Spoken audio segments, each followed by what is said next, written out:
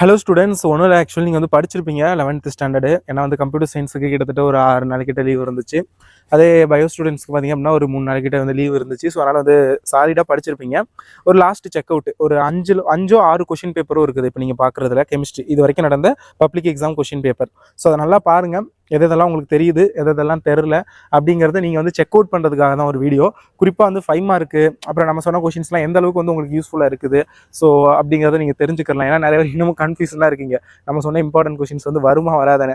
Actually ஃபிசிக்ஸுக்கு பார்த்தவங்களுக்கு தெரிஞ்சிருக்கும். ஏன்னா ஃபிசிக்ஸ்லேயே வந்து நம்ம சொன்னது அப்படியே வந்துருந்துச்சு. கம்ப்யூட்டர் சயின்ஸ் அண்ட் பயாலஜி எல்லாமே நம்ம சொன்னது தான் வந்துருந்துச்சு. பட் பயாலஜிக்கு நான் அவ்வளோ வீடியோஸ் போடல, அவ்வளோதான். மற்றபடி ஃபிசிக்ஸ் அண்ட் கம்ப்யூட்டர் சயின்ஸ் நம்ம சொன்னது சென்டம் எடுக்கிற அளவுக்கு வந்துருந்துச்சு. ஸோ பட் ஸ்டில் புதுசாக வந்து சப்ஸ்கிரைபர்ஸ் கொஞ்சம் டவுட் இருக்கும்ல. ஸோ அவங்களுக்கு கிளாரிஃபை பண்ணுறதுக்காகவும் நாளைக்கு எப்படியும் கிளாரிஃபை ஆயிரும் கொஷினை பார்த்தோன்னே. பட் ஸ்டில் இப்போ ஒரு பதட்டம் இல்லாமல் படிக்கிறதுக்காகவும் ஒரு வரும் அப்படிங்கிற ஒரு தைரியத்தோடு நீங்கள் படிக்கிறதுக்காகவும் அண்ட் ஆல்சோ இது வரைக்கும் ப்ரீவியஸ் இயர் கொஷின் பேப்பர்ஸ் எந்த அளவுக்கு ஈஸியாக இருக்கா இல்லை டஃப்பாக இருக்கா, நீங்கள் இப்போ படிச்சிருக்க ஒரு மென்டாலிட்டிக்கு இப்போ ஓரளவுக்கு படிச்சிருப்பீங்க. யாராக இருந்தாலும் அது இப்போ தான் படிக்க ஸ்டார்ட் பண்ணாலும் ஏதோ ஓரளவுக்கு தெரியும். அப்போ இந்த கொஷின் பேப்பரை பார்க்கல, இந்த கொஷின் பேப்பர் ஓகே, இப்படி ஒரு பப்ளிக் கொஷின் பேப்பர் இருக்குது, அப்போ இதில் உங்களால் எவ்வளோ மார்க் எடுக்க முடியும் இப்போ நீங்கள் இருக்கிற மென்டாலிட்டிக்கு. இப்போ நீங்கள் புதுசாக எதுவும் படிக்க போகிறது இல்லை. இப்போ ஒரு கொஷினை பார்த்துட்டு நான் இது படிக்க போகிறேன் அப்படிங்கிறது வேறு. நான் படிச்சுட்டேன் இந்த கொஷின், எனக்கு இது தெரியும், எனக்கு இத்தனை மார்க் வரும் அப்படின்னு ஒரு ஐடியா இருக்கும்ல. ஸோ அந்த மாதிரி உங்களுக்கு எவ்வளோ மார்க் வருது அப்படிங்கிறத நீங்களே ஒரு செல்ஃப் அனாலிசிஸ் பண்ணுறதுக்காக தான் பேஜ் நம்பர் 69 பேஜ் இருக்குது. ஏன்னா 6 கொஷின் பேப்பரோ 7 கொஷின் பேப்பரோ ஐ திங்க் 5 6 இருக்குது. ஸோ அதனால் 69 பேஜஸ் வந்து இருக்குது. ஸோ என்னால் வந்து ஃபுல்லாலாம் வந்து ஷோ பண்ண முடியாது கொஷின்.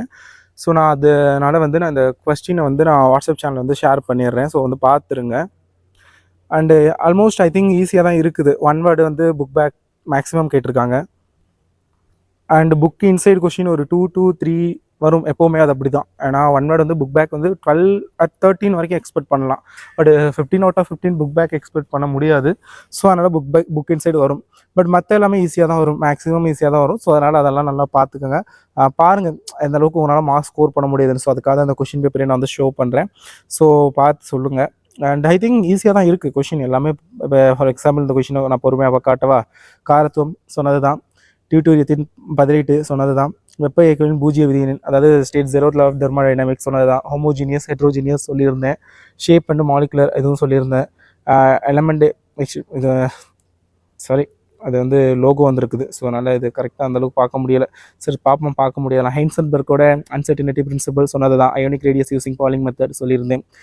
கன்வெர்ட் பாரா ஹைட்ரஜன் இன்டூ அத்தா ஹைட்ரஜன் சொல்லியிருந்தேன். எக்ஸ்டென்சிவ் அண்ட் இன்டென்சிவ் ப்ராப்பர்ட்டி சொல்லியிருந்தேன். டிஃப்ரெண்ட் டைப்ஸ் ஆஃப் பாலிமர்சிசம் சொல்லியிருந்தேன். ஸோ ஜாமெட்ரிக்கல் ஐசோமரிசம் இதுவும் சொன்னது தான். 5 மார்க்கும் ஆல்மோஸ்ட் அப்படி தான், எல்லாமே சொன்ன மாதிரி தான் வந்திருக்குது. So liquefaction of gases, preparation of hydrogen, uses of magnesium, compatibility, Z factor எல்லாமே almost yes. Reaction quotient, del H and del U relation. So I think எல்லாமே சொன்னது தான் வந்திருக்குது. ஸோ அதனால் ஈஸியாக தான் இருக்கும்னு நினைக்கிறேன். ஸோ பாருங்கள். ஏன்னா நான் சொல்லலாம் எனக்கு ஈஸியாக இருக்கும்னு, பட் படித்தது நீங்கள். ஸோ இந்த ஒரு கொஷின் பேப்பர் மட்டும் கிளியராக தரல. ஸோ அதை விட்டுருங்க. ஸோ அதனால் உங்களுக்கு தான் தெரியும் இது ஈஸியாக டஃப்பானு. ஸோ பார்த்து படிங்க. பிடிஎஃப் லிங்க் வாட்ஸ்அப் சேனலில் ஷேர் பண்ணுறேன். டிஸ்கிரிப்ஷனில் வாட்ஸ்அப் சேனல் லிங்க் இருக்கும். ஆல்ரெடி நிறைய பேர் ஜாயின் பண்ணிட்டீங்க. ஒருவேளை யாராவது ஜாயின் பண்ணாமல் இருக்கீங்கன்னா ஜாயின் பண்ணிக்கோங்க. ஏன்னா 69 பக்கத்தையும் என்னால் வீடியோவில் ஷோ பண்ண முடியாது. ஷோ பண்ணாலும் உங்களுக்கு புரியாது. ஸோ பிடிஎஃப் தான் கேட்பீங்க. ஸோ வாட்ஸ்அப் சேனலில் ஆல்ரெடி ஷேர் பண்ணிவிட்டேன். என்ன சொல்ல போனால் 1 ஹவருக்கு முன்னாடியே நான் பிடிஎஃப் ஷேர் பண்ணிவிட்டேன். செக் பண்ணி பார்த்துக்கோங்க. ஓகேங்களா. டைப்ஸ் ஆஃப் கோவேலன்ட் ஹைப்ரிட்ஸ் இதெல்லாம் சொன்னது தான். அடுத்தது மேக்ஸிமம் நம்பர் ஆஃப் எலக்ட்ரான் சொன்னது தான். கண்டிஷன்ஸ் எதுவும் சொன்னது தான். கன்வென்ஷன் ஆஃப் ஹீட்டு சொன்னது தான். ஸோ ஐ திங்க் மேக்ஸிமம் சொன்னது தான் வந்திருக்கு. ஸோ செக் பண்ணிக்கோங்க. ஸோ ஒரு செக் அவுட்டுக்காக தான் இந்த video. So thank you so much. நான் ஃபுல்லாகவும் ஒரு தடவை காமிச்சிடுறேனே எதுக்கும். ஏன்னா பிடிஎஃப் லிங்க் கொடுத்துட்டேன் ஆல்ரெடி வாட்ஸ்அப்பில். பட் ஸ்டில் காமிக்கணும்ல. ஸோ அதுக்கான பேத் ஃபங்க்ஷன் ஸ்ட்ரீம் வேறு ஈஸி தான். பேத்னா என்ன ஃபங்க்ஷன் அதுக்கான எக்ஸாம்பிள். ஓகேங்களா. ஸோ அதனால் ஈஸி பார்த்துக்கோங்க. 67 பக்கம். ஓகே 69 பக்கம் காமிச்சிட்டேன். பட் இது கிளியராக வீடியோவில் அவ்வளோ பார்த்து நோட் பண்ண முடியாது. ஸோ பிடிஎஃப் இருந்தால் தான் கரெக்டாக இருக்கும். பிடிஎஃப் நான் வாட்ஸ்அப் குரூப்பில் ஷேர் பண்ணிவிட்டேன். வாட்ஸ்அப் சேனலில் டிஸ்கிரிப்ஷனில் வாட்ஸ்அப் சேனல் எங்கே இருக்கும் ஜாயின் பண்ணிக்கோங்க. Thank you so much and subscribe. Bye and all the best. Very very very very all